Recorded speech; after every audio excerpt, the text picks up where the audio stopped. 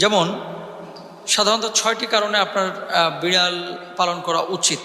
1 number, বিড়াল যদি বাড়ির মধ্যে থাকে, আল্লাহ রসুল সাল্লাল্লাহু আলাইহি ওয়াসাল্লাম যেহেতু তিনি পছন্দ করেছেন, সুতরাং রসুল সাল্লাল্লাহু আলাইহি ওয়াসাল্লামের পছন্দের প্রাণী আপনার বাড়িতে আছে, মানে আল্লাহর রসুল যে প্রাণীটাকে পছন্দ করেছেন সেই প্রাণীটা আপনার বাড়িতে ফেরেশতা নিয়ে আসবেন।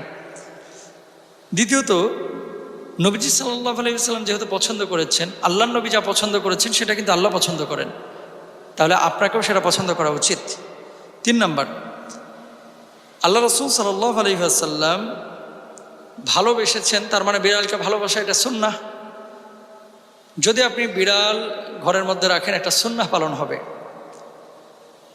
আবার আল্লাহ রসুল সাল্লাল্লাহু আলাইহি ওয়াসাল্লামের ভাষ্য অনুসারে ইসলামিক স্কলাররা যেটি বলছেন, বিড়ালের লালা অশুদ্ধ না, বরং বিড়ালের লালা বিশুদ্ধ।